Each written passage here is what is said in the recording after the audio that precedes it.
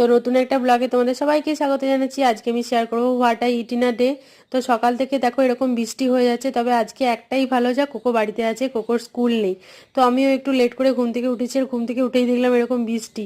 তো চা করে নিয়েছি গ্রিন টি। তো এর আগে আমি জল খেয়েছি, সকালে উঠে সবাই যেন আমি গ্রিন টি খাই। তবে আজকাল আমি ভাবছি যে গ্রিন টিটা চেঞ্জ করে এমনি ব্ল্যাক টিতে কনভার্ট হব। হ্যাঁ, আর দেখো আমি আজকে চিট মিল ছিল আমার, তো এটা চিট মিল করেছিলাম।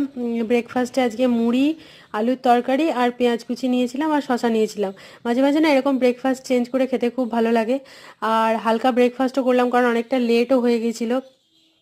তো তারপরে কোকোর বাবাকে নিয়ে একদম বসেছে দাবা খেলতে। ছুটির দিন বাবাকে পেয়েছে, তো দাবা খেলতে কোকোর বাবাও জানে না, আমিও জানি না। তো কিন্তু যতই না জানো খেলতেই হবে। তারপরে আমি খেয়ে নিয়েছিলাম একটা ডিম। তো যেহেতু প্রোটিনটা সকালে নেওয়া হয়নি, সেজন্য ডিম খাওয়াটা জরুরি ছিল।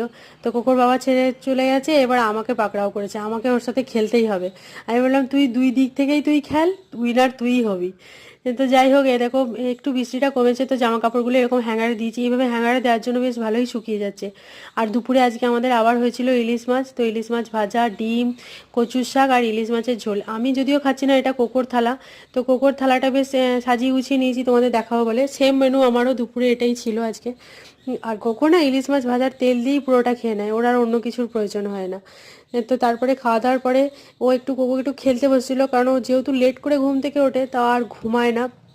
আর খেলনাগুলো দেখো, যত খেলনা আছে সবগুলো বের করে ও আজকে সব ওর হচ্ছে দেখবে কি কি করে। আর সন্ধেবেলায় বসেছিলাম আমরা, তো কোকো একটু গেম খেলছিল আর আমি বানিয়েছিলাম আজকে কফি। তো এটাই আমার ডিনার ছিল, এর সাথে বিস্কুটও খাবো।